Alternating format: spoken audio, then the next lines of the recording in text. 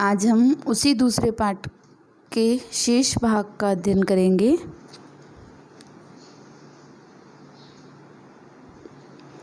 अपायः खतरा नियमानं ले जाते हुए अवलोक्य देखकर गोपालकः ग्वालों ने यदंज यदि यह ददग्ध्वा जलाकर पकत्वा पकाकर आकाशात आकाश से भस्म राख और विस्मृत्य भूलकर।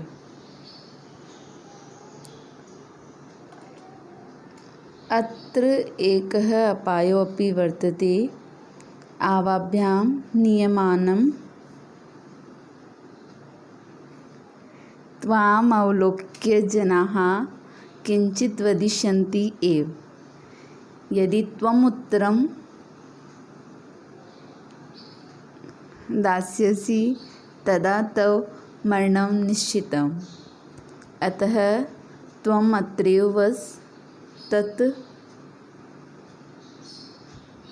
श्रुत्वा क्रुद्धः कूर्मः अवदत् किमहं मूर्खः उत्तरं न दास्यामि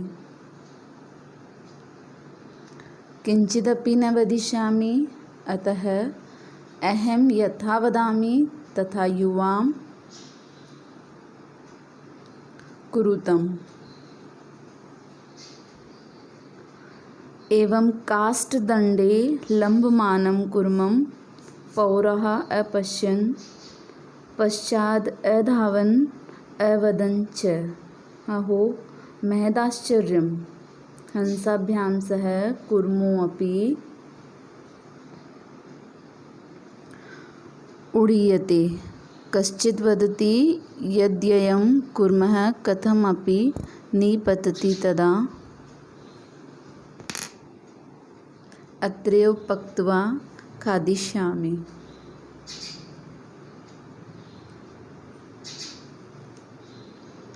अपरः अवदत् सरसतीरे दग्ध्वा खादिष्यामि। अन्यः अकथयत् गृहं नीत्वा भक्षिष्यामि इति। तेषां तद्वचनं श्रुत्वा कूर्मः क्रुद्धः जातः। मित्राभ्यां दत्तं वचनं विस्मृत्य सः अवदत् यूयं भस्म खादत्। तत्क्षणमेव कूर्मः दण्डात् भूमौ पतितः पौरेः सह मारितः। अत एव उक्तं सुहृदां हितकामनानां वाक्यं यो नाभिनन्दति स कूर्म इव दुर्बुद्धिः काष्ठात् भ्रष्टो विनश्यति।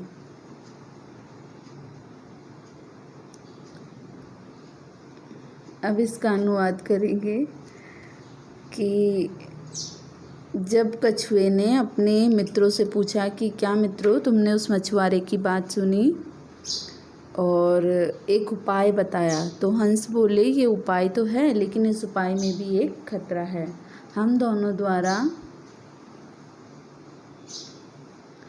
ले जाते हुए तुमको देखकर अगर लोग तो कुछ बोलेंगे ही, यदि तुम उन लोगों के जवाब का अगर उत्तर दोगे तो तुम्हारी मृत्यु निश्चित है।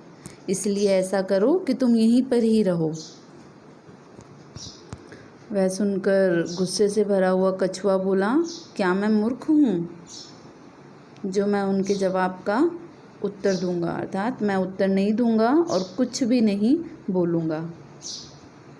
ऐसा किए जाने पर लकड़ी के डंडे पर लटकते हुए कछुए को देखकर नगरवासी पीछे दौड़े और बोले, ओहो बहुत बड़ा आश्चर्य है, 2 हंसों के साथ कछुआ भी उड़ रहा है।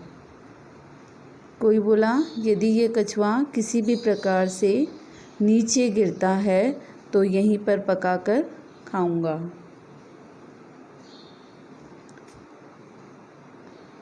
और दूसरा बोलता है, तालाब के किनारे जलाकर खाऊंगा। आखिर में अन्य बोलता है, घर लाकर खाऊंगा। उनके उस प्रकार के वचनों को सुनकर कछुआ मित्रों के दिए गए वचन को भूल करके, जो उसके मित्रों ने कहा था उस वचन को भूल करके गुस्से में से बोला, तुम सब तो राख खाओ। ऐसा बोलते ही कछुआ काष्ठ के दंड से गिरा और नगरवासियों द्वारा मार दिया गया। अतः इसीलिए ऐसा कहा गया है कि जो व्यक्ति मित्रों और हित की कामना करने वालों के वचन का जो स्वागत नहीं करता, वह दुष्ट बुद्धि वाला लकड़ी से गिरे हुए कछुए के समान विनाश को प्राप्त होता है।